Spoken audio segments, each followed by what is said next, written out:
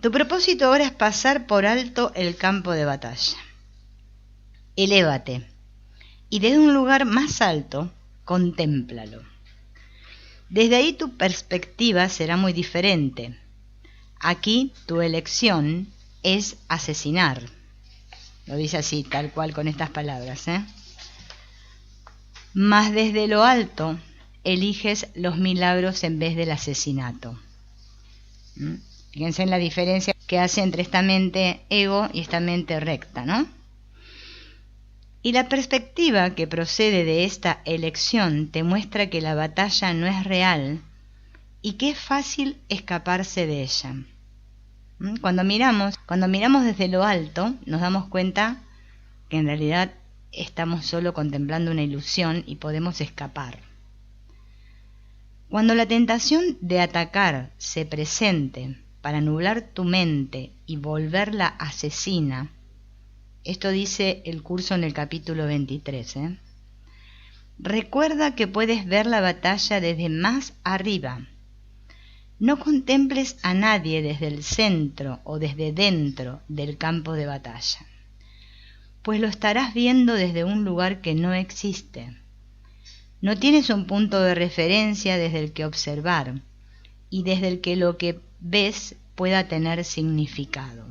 Acá nos deja bien claro que, cuando miramos desde dentro del campo de batalla, vemos con esta mente errada e interpretamos lo que estamos viendo, ¿no?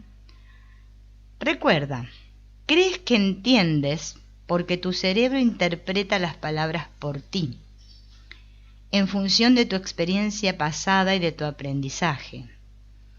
Sin embargo, si tu cerebro no piensa, todo lo que piensas que el curso dice debe ser incorrecto.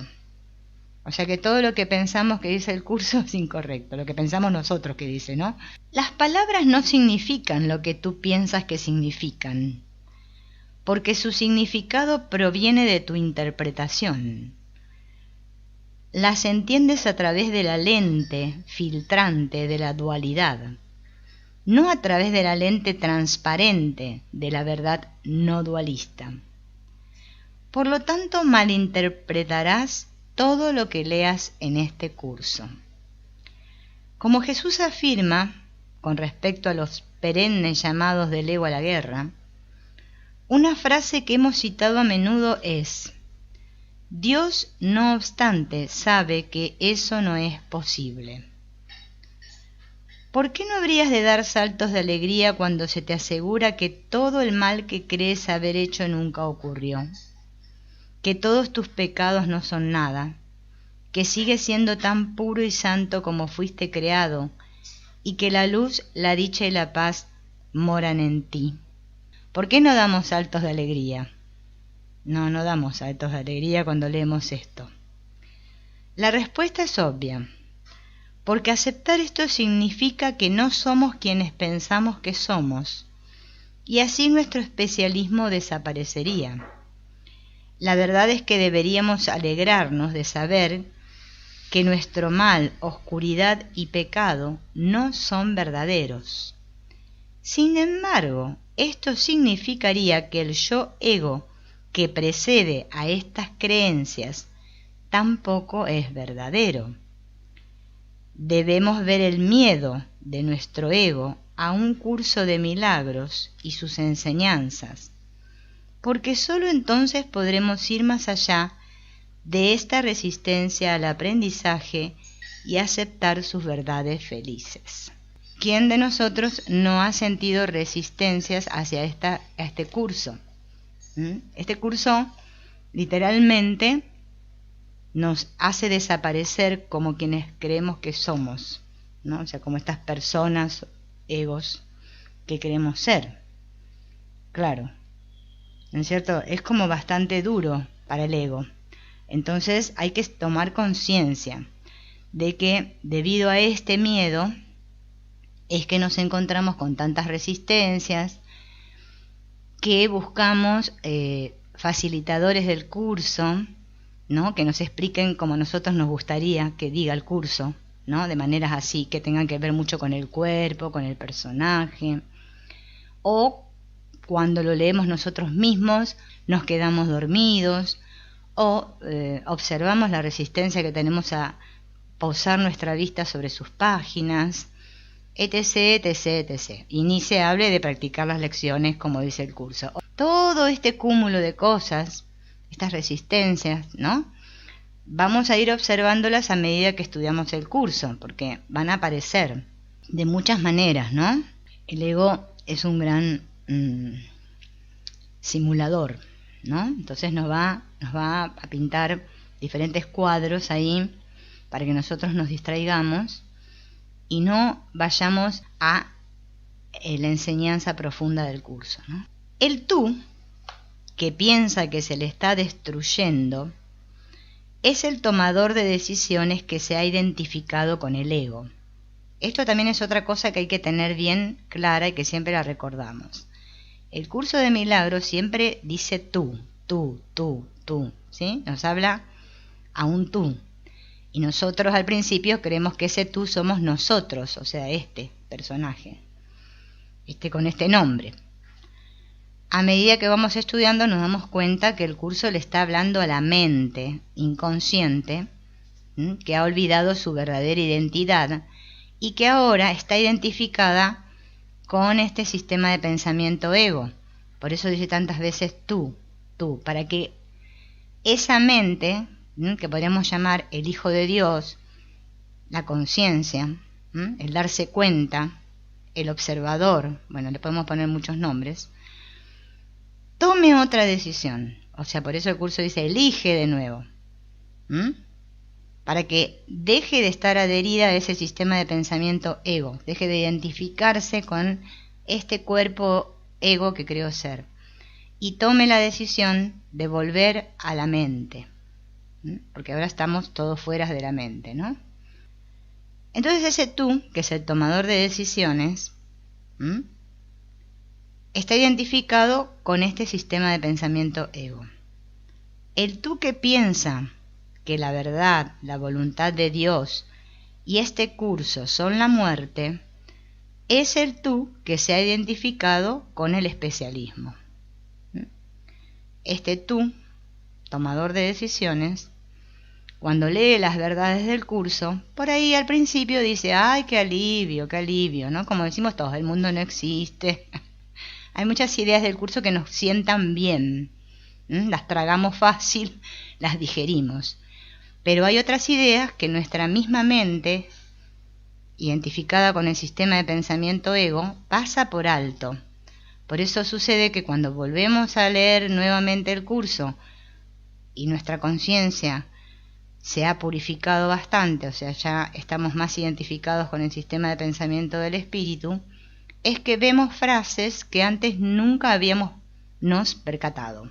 Y decimos, uy, esto yo antes no lo había leído. Jesús nos está diciendo que si nuestra individualidad va a desaparecer en su nada, pero que la verdad gloriosa sobre nosotros retornará a nuestra conciencia. O sea, recordaré quién soy, de lo cual ahora estoy olvidada. Así somos salvados de la terrible imagen que hicimos de nosotros mismos. Fíjense, nos habla de una terrible imagen. Recuerden que esta lección decía, cree ser la morada del mal y las tinieblas. Como hemos visto, el proceso de la salvación es solo un proceso. No temas que serás abruptamente elevado y arrojado a la realidad, ¿no? No es que porque practiquemos este curso voy a quedar así como una seta, un hongo, que no sé ni quién soy ya y no sirvo para nada. No. Nuestra mente operativa, esta mente que nosotros utilizamos para manejarnos aquí en el mundo, no se va a deshacer, va a seguir haciendo cosas. Voy a poder seguir entendiendo un libro que leí, voy a poder seguir cocinando, haciendo las camas, todo lo más bien, yendo a mi trabajo. Lo que se va a deshacer es este miedo psicológico que tenemos todos, ¿no? Eso es lo que se deshace. Entonces, el ser que tú fabricaste no es el Hijo de Dios. Cuando nos miramos en el espejo, ¿a quién vemos sino al ser que fabricamos? No solo no es el Hijo de Dios, sino que ese ser no existe. ¿Qué ego que se respete no tendría miedo? Una vez más, es por eso que para estudiar un curso de milagros necesitas ser serio y comprometido. Esto no significa que te comprometes a dejar ir tu ego, sino simplemente a mirar lo que es el ego. Por eso el curso dedica tantas páginas a hablarnos de este sistema de pensamiento. Fíjense en que el curso nos habla más o menos como hasta el capítulo 15 de cómo funciona esta mente llamada ego. Y después, a partir del 15 en adelante, hasta el capítulo 21 más o menos, nos habla de nuestras relaciones especiales, que vendrían a ser estos otros que nosotros creemos que son otros, ¿no? O sea, el curso nos va llevando de a poco, hasta que nuestra mente vaya perdiendo ese miedo, porque obviamente todo esto nos da mucho miedo. No intentes cambiarlo, corregirlo o dejarlo ir. Solo mira, un proceso que gradualmente terminará con tu identificación con el ego, ya que el ser que mira no es el ser que se mira. Por lo tanto, tu identidad regresa a la parte tomadora de decisiones de tu mente y se aleja del ego. Esto es más o menos parecido a lo que nos está diciendo aquí al trabajo que hace la autoindagación Advaita, ¿no? Porque es muy parecido al trabajo del perdón, donde recordemos que si sentimos una emoción, cualquier emoción que sintamos aquí, ira, tristeza, dolor, bueno, llámesele como se le llame, la mente, como está identificada con un objeto, o sea, con este que yo creo ser, automáticamente busca causas ilusorias dentro de ella misma que justifiquen esta emoción, porque esta emoción que siempre viene asociada a un pensamiento, ¿no? Por ejemplo, siento ira porque Pepe me mintió, por decir algo. ¿Bien? La mente que está identificada con el sistema de pensamiento ego, o sea, con este cuerpo, con este personaje que creo ser, automáticamente gira sus tornas y empieza a buscar dentro de ella misma soluciones a esa emoción, causas. Sí, yo me siento así porque Pepe me mintió, y empieza a relatarse una historia para justificar esa emoción. ¿Qué ocurre? Esta emoción, al intentar justificarla, como es lo que hacemos todos, o encontrar causas inexistentes, vuelve a realimentarse.